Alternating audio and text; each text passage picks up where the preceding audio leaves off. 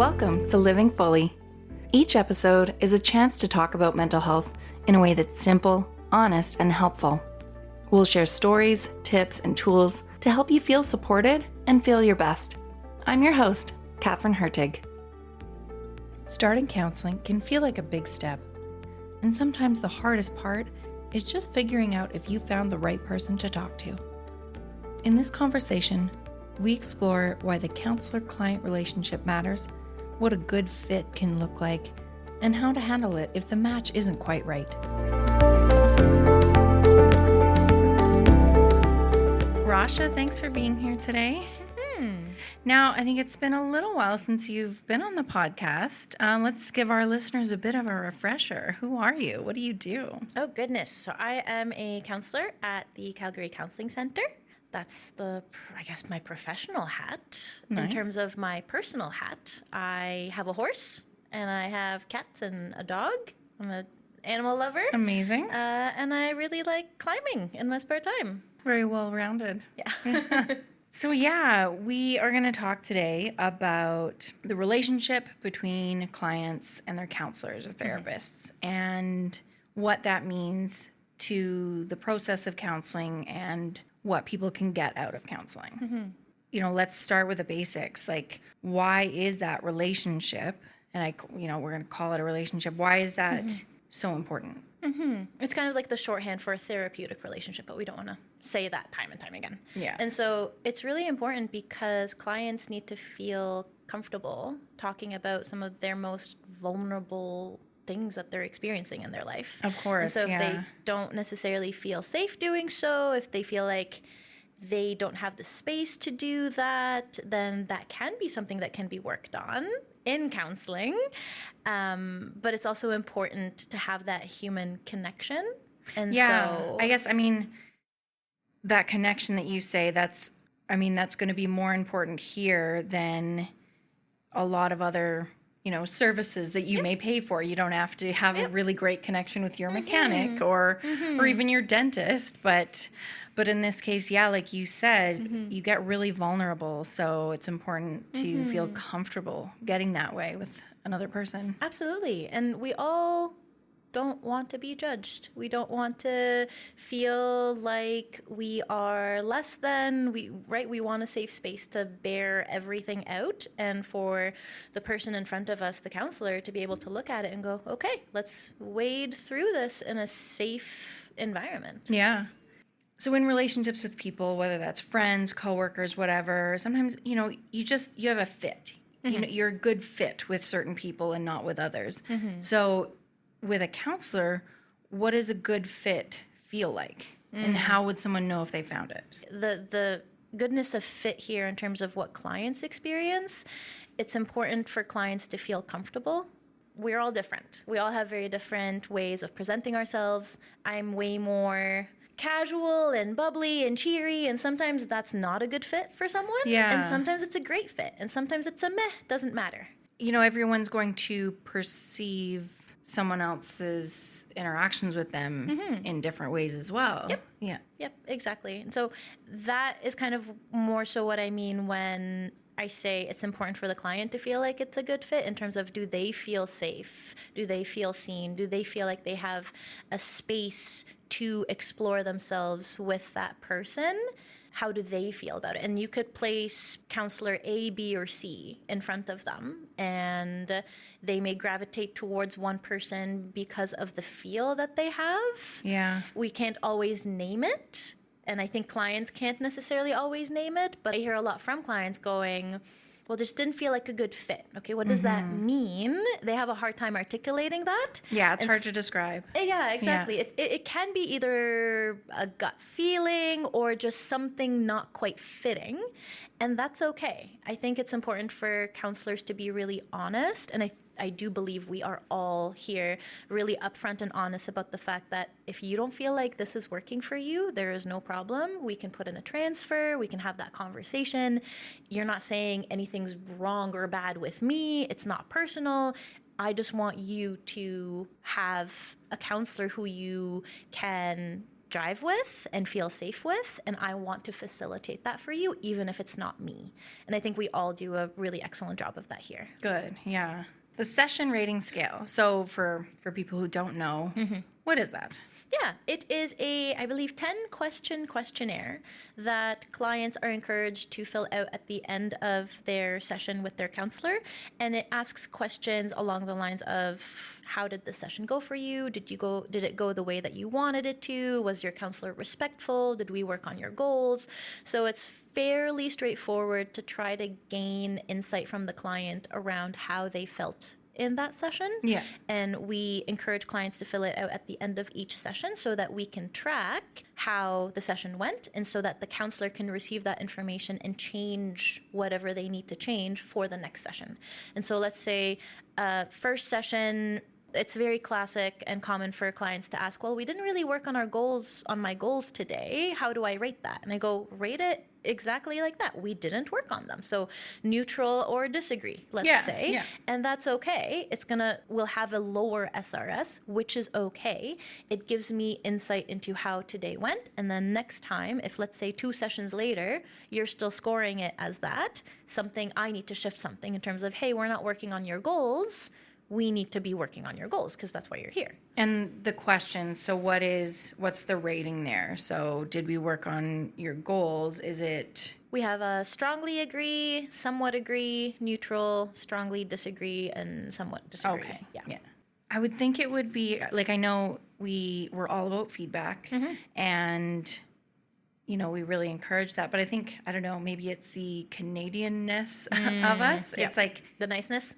That is one of the things that I come back to with the SRS, where if I sense that a client, if I feel like there's a disconnect between their score and how they're presenting, I want to approach that. But if I'm approaching it from looking at the score, it may be too confrontational for the client. And so I'll try to lean towards doing a more verbal SRS, a more verbal check-in, a really informal, hey, how is this going? Do you feel like it's going the way you want it to? So having that be a more organic conversation can land way, way better for some clients, where if a client is nervous or you're sensing a disconnect, you want to probe that, because ultimately we want to be doing what's best for the client. Right. Can it still be effective if, as a client, if you don't click with your counselor right away, can it still be effective? It is, like you said, it's a relationship, and that trust, it's probably going to be built over time. It doesn't always happen right away. Can you talk about that? Yeah, I think that everyone's understanding of a good fit is going to look differently. Yeah. And so let's say as a client, you've had 3 or 4 sessions and something still isn't quite, you don't feel comfortable, you don't feel like your counselor is XYZ, whatever it is, that could be a good time to bring it up with them. And hopefully, if you feel comfortable doing so, bring it up in terms of, maybe this isn't really what I thought it would be. Okay, and then your counselor can ask, what did you think this was going to be like? Let's talk about expectations. Let's talk about, am I not doing what it is that you are wanting? So it can be a conversation. I think that's where clients can determine what it is that they want or need from a counselor. And it may be that they need the counselor to be more confrontational, or they need them to be softer, or they need them to be very frank. And so those are the kinds of things that I can imagine. And those kinds of things that you mentioned, how much of that as a counselor are you able to adjust? And how much of that is this is just how you are as a person. Maybe we aren't a great fit. Let's see who else you can work with. Wow, that's such a good question. And I feel like I can only answer it personally. Yeah. So if I were to put this into an example, if a client were to say, I need you to just be harsh, I need you to say it as it is, I can give you my version of that, and it may not be what you want. Yeah. And that's okay. My version of being direct may or may not be what it is that you're wanting. And so I can give it a go, absolutely. But it's ultimately up to the client to realize, is it the approach that they're wanting? And if it works, it works. If it doesn't, maybe someone else can be a better fit because their understanding of direct is different.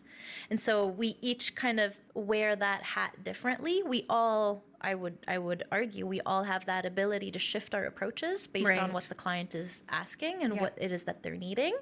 And that's a big part of the feedback informed treatment, right? And so if, let's say, the SRS was low or the question was off, that's part of the counselor's job to check in and go, what could I have done differently? And that's the client's opportunity to go, that was really harsh, or I need you to be softer, or I need you to be more direct, or I need you to be X, Y, Z. Yeah. And then that's the counselor's job to adjust to that. Right. So if I'm someone who has never done counseling before, what are some things to think about in terms of a relationship with a counselor before reaching out for counseling? Like, what questions should I ask to kind of figure that out? What should I think about in terms of what someone that I'd prefer to work with, that kind of thing? This is a difficult question because I think that if someone is new to counseling, so has never engaged in it before, and I'm going to maybe add a specific example, has never engaged in counseling before, maybe has heard about some friends or people that they know engaging in it, but doesn't really know a lot about it, I would say just book an appointment.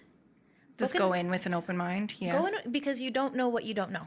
Yeah, I And guess that's so true. Yeah. I think you can definitely do a deep dive into, oh, there's this modality or that modality, or you can do this or you can do that. But ultimately, you don't know what it's like in the room. Yeah. You don't know what it's like in that space, whether it's virtual or in person, to work on the things that you want to work on. So the best thing that you can really show up with is what you want to change, what you want to work on, what you want to modify, what you want to reflect on. So things that you want to work on that have led you to counseling. Right, and less about the Exactly. person helping you. Exactly. Yeah. I mean, I've gone through counseling on and off for years, so I think, when I get to that point of wanting some help, I'm like, okay, well, I know I want this kind of approach. I like this person in this kind of age range, so... And the interesting thing about that, to kind of throw you a bit of a curveball, is the more that folks have a very specific idea of who they want, it can actually maybe not backfire, but it may not be entirely of service to them. Okay. To have that very specific idea, because someone who has an entirely different approach could try to, or could in a way help you in a way that you hadn't anticipated. Right. So that's the really interesting part when clients have preferences. I was going to be my next question, because I'm sure, we do this when we're looking for a family doctor or whatever. It's like, I want a female, or so I'm sure that happens a lot with counselors, whether it's gender or age or cultural background. Yep. And client preference is the conversation that us counselors have time and time and time again. It will continue coming up. There's no right or wrong to it. We will continue kind of chewing on that question of what does it mean for a client to have preferences? Is it good? Is it bad? And it's not either. It's context specific. And so a client may have a preference to see counselor X or counselor who has X identities. And that may be beneficial, or that may be...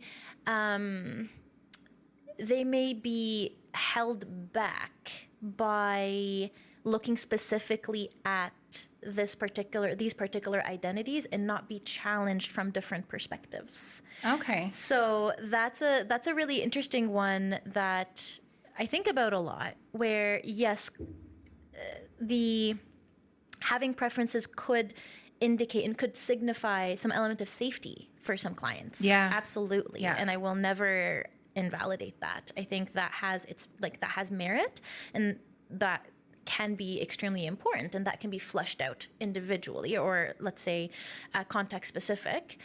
But again, I work through things best in example. Let's say someone is coming in because, let's say a man is coming in and wants to work with another man because they haven't had good relationships with women in the past. It can actually be incredibly therapeutic to have a woman counselor who they have a good therapeutic relationship with that they can model moving forward in their life.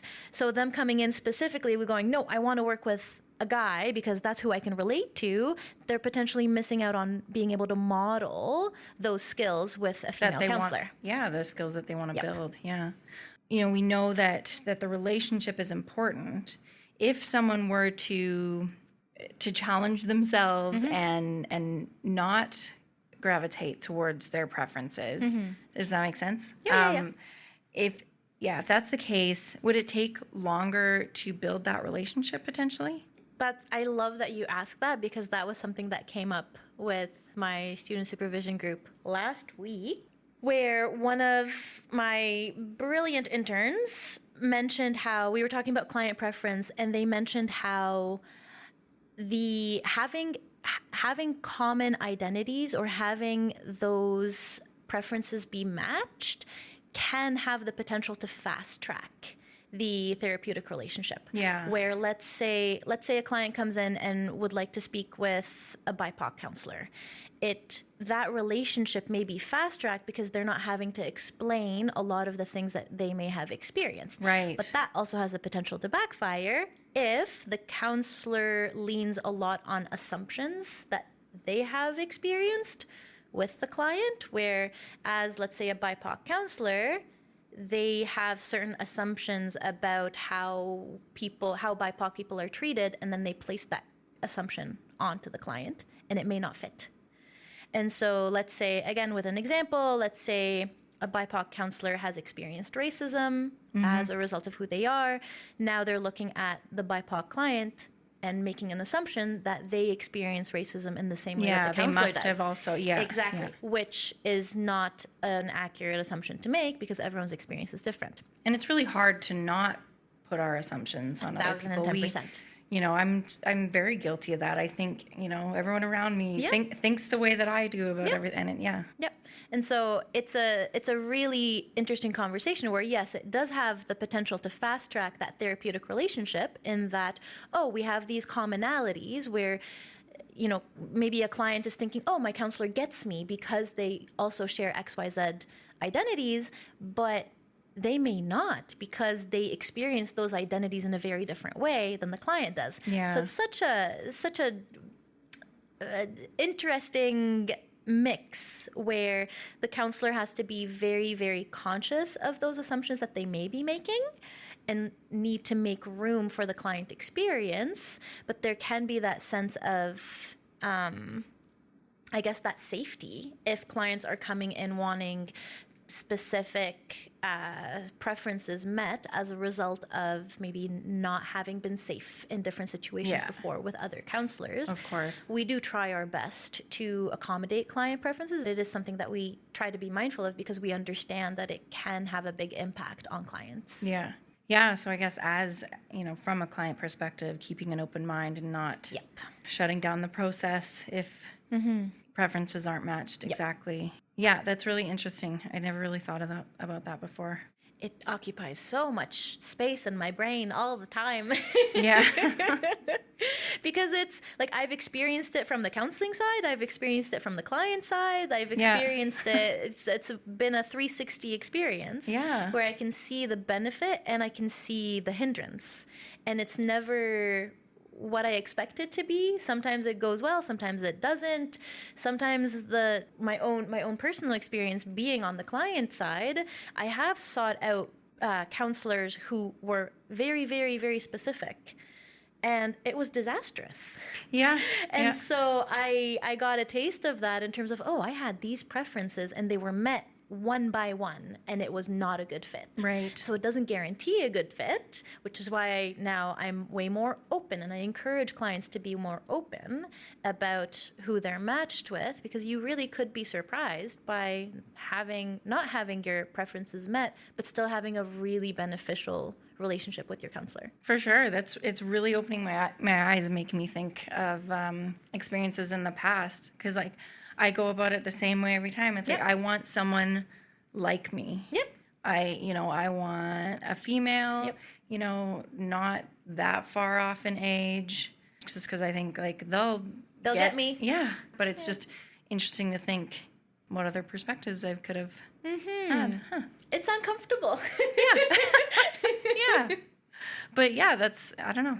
I fall into that as well. Like I said, I have gone, and this is relatively recently, I have picked someone very, very, very specific. Yeah. And when it was not going well, I had to really take a step back and reflect and go, interesting. Yeah. And it kind of goes back to, if I were to expand on it even further, that's like saying, any queer person I meet, I'm going to get along with. Or any X person I meet who shares this identity that I have. With that one part of your identity. Exactly. Yeah. I'm going to get along with. It's as if X person can't be racist or sexist or this or that, or we just may not be a good fit for 1,000,010 other reasons. So just because they are X doesn't mean that it's going to be a good fit, is really the kind of equation that I now carry with me. Yeah. And vice versa. Like just because someone is X doesn't mean you won't be a good fit. Yes. So, yeah.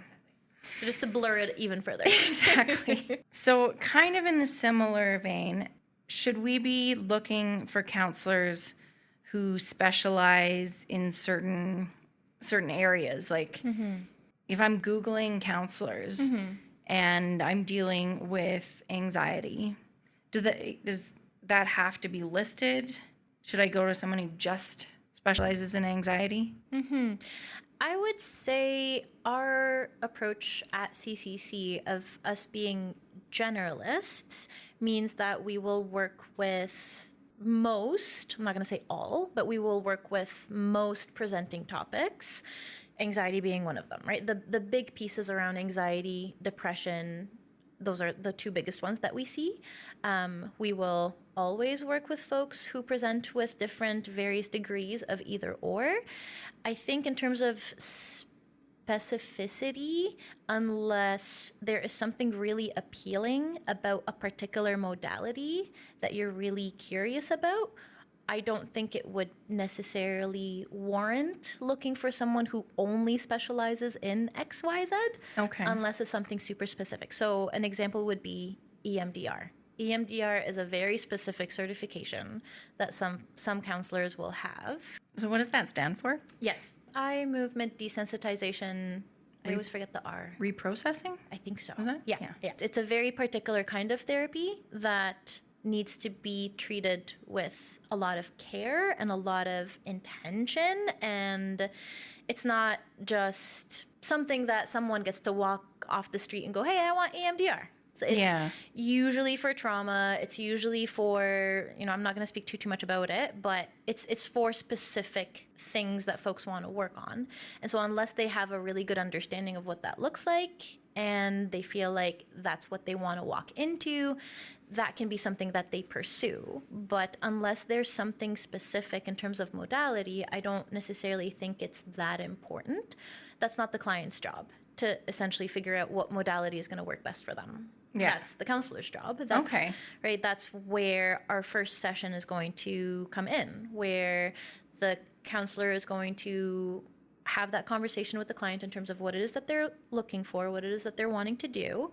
And it becomes the counselor's job to put together a treatment plan in terms of, okay, this is what I think this is what I think that the client is going to benefit from. These are some of the approaches that I'm going to try, and I'm going to reassess in 3 to 5 sessions and see how is that landing? Is it working? Where's the therapeutic relationship at? Yeah. So it's a lot of different pieces that are coming together, but it's ultimately not the client's job to take that on. Yeah. This is kind of where that open mentality, open mindset comes in. Maybe a lot of the rhetoric around social media these days is looking at the very specific modalities and going, this'll help or that'll help, or right. There's a reason I mentioned EMDR is because for some reason it's been circulating where it's like, oh, I'll benefit from EMDR. It's like, if your counselor doesn't think you will benefit from EMDR, they're the ones who have this profession, right? Yeah. They're the ones who get to decide, is this going to help or is it going to hinder? Because any modality I would argue, cannot be effective based on the client, based on the counselor. everyone exactly works differently. Exactly. Yeah. It's kind of like seeing a medication advertised and like, I want that. Exactly. That is exactly it. It may land, it may not. It may have to be something different. It may have to be a different dosage. It may have to, there's so many different factors that play into it. What kinds of questions in a first session are good to ask to figure out if counselor is a good fit with you? That's a really good question. And I encourage all of my clients to ask me anything that they would like. I know that's not necessarily everyone's approach, but I personally think that giving them that openness of feel free to ask me what you would like. I'm very curious to see what it is that they want to know. If they start asking me about my personal life, I'm really curious to understand why that's relevant information. Okay. So kind of because I'm sure that happens. 1,010%. Yeah. And so that's why I want to leave it super open for clients, because it's more for me as the counselor, it's more about where is that question coming from and what are you hoping for? What will the answer provide you with? And I may never actually answer the question, but I want to understand the process behind it, and that'll tell me a lot. And so if let's say the client gives XYZ rationale, I go, okay, that's valid. And maybe I will answer bits and pieces of those questions. But I don't want it to seem like I have a hard time with this particular job where we're sitting in front of clients and we are asking them questions and helping them navigate some deep, heavy, vulnerable moments. It feels odd for them to not know who I am, if that's what they want to know. Yeah. And so it feels like it's that power difference, which is 100% there, it's more amplified. And it feels more shut off. And so I encourage clients, if they have questions, to ask. And we can have a conversation about it. Because I want them to also know who's in the room with them. Because it would be really weird. Have to a certain extent, I would think. Yeah. It would be really weird to not know a single thing about who you're working with. Yeah. Even if it's just trivial stuff, such as, I love my cats. Yeah. They drive me up the walls, right? Like, it's relatively insignificant, but it's also significant. Yeah. I mean, if you can read people, you can get a sense of who someone is from little things like that. Yeah. And I think it's important for us to have those moments because they humanize us. Exactly. And they humanize that interaction. And it reminds clients that this is a human interaction, and I also have bad days. I also have not so great days, right? If let's say I didn't get a lot of sleep, it's like, oh, I'm going to operate a little bit differently, and that's okay. And so it's important to put that on counselors and to allow clients to have that interaction, have those interactions rather than it always being about them. And again, that's if they want to know. Some people don't care, and that's okay. There's no fault in that. But if there is a curiosity to know a little bit more, then I don't see why that can be something that clients ask. So what common questions might you get in a first session? So for folks who have done counseling before, they'll typically ask, how do you work with clients, right? What are your approaches? And so that can be about how the counselor kind of goes about formulating a treatment plan, how it is that they maybe phrase their questions, or whether they're direct or whether they're indirect, right? They get to kind of talk about that approach or those approaches that they have, and that'll give the client some understanding of what it is that they can expect in a session. So maybe some counselors may be a bit more question forward, whereas other counselors allow more room for the client to talk and process themselves without maybe interjecting or without pointing in a particular direction. And so those are kinds of the things that we can talk about in session in terms of what the particular approach may look like from the counselor. So that's a pretty common one. What else? So for a lot of people, it is kind of expensive. The idea of, trial and error with a bunch of counselors, it's not appealing in that sense. Yep. Like, I don't know if this is the right way to think of it. Is there a way to kind of to expedite that connection? Are there ways to kind of figure out if you have a good fit? I mean, I feel like I don't know, that's an impossible question. It's not an easy one. Yeah. That's for sure. The first thing that really pops up for me is, how is the client showing up?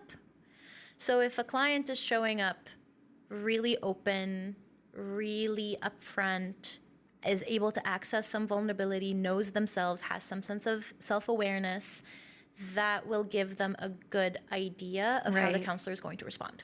But that requires them stepping into that if they're wanting to, like you're saying, expedite that process. I can definitely see myself doing that, right? Like I can see myself going, hey, I'm paying for this. I know exactly what it is that I want. These are all the cards that are on the table. Let's go.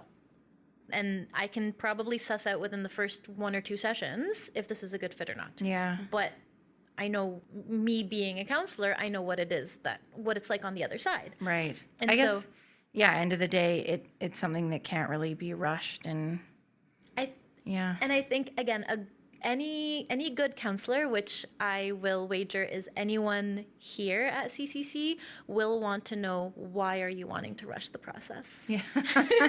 Yes. Right? I'm going to want to know, is it just about finances? Because if that's the case, let's play around with finances. Let's make sure we bring in our sliding scale. Let's make sure this is accessible for you so that you don't feel pressured to expedite it. If you only have a limited amount of funds from insurance or from your plan or what have you, let's make sure it's comfortable so that you can settle into this and not feel like you have to, quote unquote, get your money's worth in the, let's say, 3 sessions that you have that are covered. Let's make sure it's actually accessible so you have the breathing room to have more sessions and be able to settle into the process. It's one of my favorite things about my job. I would argue it was the top thing. What? When I was the sliding scale. Yeah. Yeah. I can guarantee it's on people, like a lot of other people's minds. When you're in it, when you're depressed, when you're anxious, and you, on top of that, you have to worry about how you're going to pay to get help. Yep. That's awful. It's just like another weight. Yep. So, exactly. Yes, I think it is really important to take away that barrier. So, what should someone do if after a few sessions, 3, 4, they're not feeling that fit? It's just not, the connection's not there. Yeah. I would 110% encourage folks to bring it up with their counselor. And how do you recommend that? Give us just a couple example scripts about that. It can be deeply uncomfortable. Yeah. I 100% agree. It's not the most comfortable thing to do, especially when you're struggling to have that relationship with your counselor. I would hope that the counselor at the start was able to, and everyone here will explain the SRS, will explain that it's not a reflection of my job. I don't get graded on this. My performance is not tied to it. It has nothing to do with me. You're not disadvantaging me in any way. It's for you to help me help you, essentially. And so if that conversation has already taken place and 3 or 4 sessions in, let's say the client is not feeling super comfortable, it can come across in the SRS.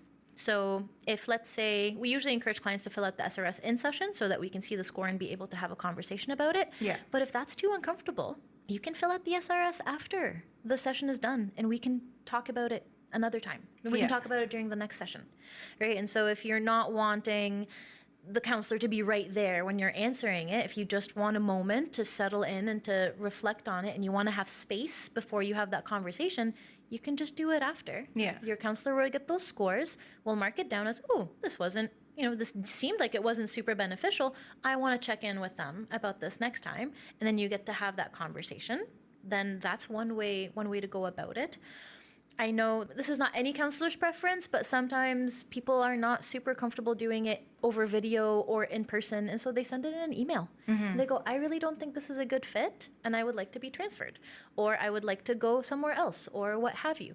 And I can almost guarantee 10 out of 10 counselors here would go, I appreciate you vocalizing it. It must have not been an easy thing, and I want to commend you on speaking up, and let's get that process going. Yeah. Like, it's not an easy thing, and we all acknowledge it's not. And so it takes a lot for folks to vocalize that, but it's ultimately for their own benefit. It's true. They're standing up for themselves. Yeah. Right? Like, and that is, again, even if it's not me who's helping you, like I want to find someone who is able to help you. And it's a pretty big step that folks are willing to step out of their comfort zone and vocalize that. So if it's a client working with Calgary Counselling Centre or Counselling Alberta, they're able to request a different counselor with us? Yeah. Yep. So you can request being transferred to a different counselor. You can let your current counselor know what it is that wasn't really fitting, and they can look around and go, oh, I think you could be a good fit with so-and-so, or you could be a good fit with so-and-so. It's important to be able to honor that if it's something that we're able to accommodate. Yeah. Right. So someone may say, I want someone who is X, Y, Z. And we go, well, we can't really accommodate that. How else can we have this conversation? Maybe it's someone outside of CCC. Maybe you're looking for something that we don't necessarily are able to offer. And that's okay. We will refer you externally. We have resources. And so it really is going to depend on what it is that the client is looking for. Yeah.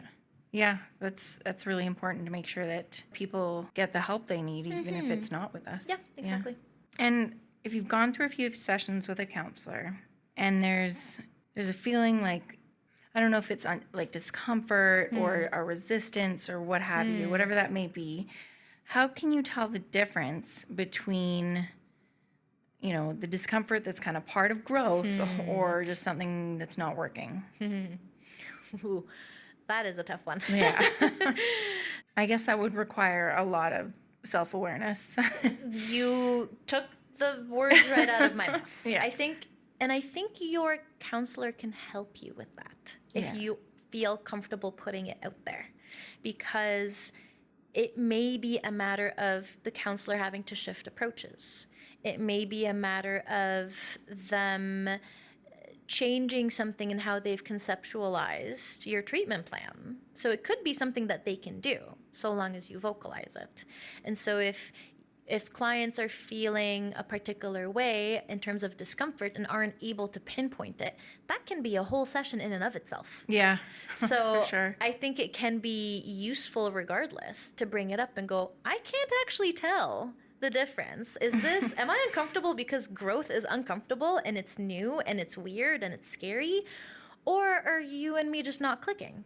And your counselor will probably lean into that conversation with you and help you wade into it. And know the right questions to ask. Yeah, exactly. So Rasha, just to wrap up, what's one piece of advice that you give someone who's feeling nervous or unsure about finding the right counselor? Fill out the intake form, put it out there, and go through that process, because again, you don't know what you don't know. Yeah. And so if you're not entirely sure, if you're nervous about your preferences, you don't know what your preferences are, the best thing that you can do is take that step, because that's usually often the hardest step. For sure. Is just going on the website, filling out an intake form, putting your information there, and going through that process, and then following up, and then going from there. I think that's the biggest piece of advice that I can put out there is it's scary, and you can still do it, and there's hope that things can change for the better. Thank you so much. You're welcome.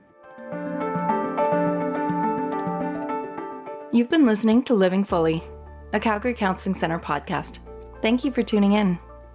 This episode was produced by Nick Here, Louisa Campos, Manuel Montano, Jenna Forbes, and by me, Catherine Hertig. A special thanks to Rasha Taha. To stay up to date on our latest episodes, be sure to subscribe. We're available in your favorite podcast app. Living Fully is a production of Calgary Counselling Centre and recorded in Calgary on Treaty 7 territory. Living Fully podcast is not a substitute or alternative for professional care or treatment. Calgary Counselling Centre and Counselling Alberta provide effective counselling to anyone in Alberta with no waitlist and no financial barriers. Find us online at calgarycounselling.com and counsellingalberta.com. For help across Canada and the United States, call 211. If you are outside of Canada and the US, seek help from your general medical practitioner.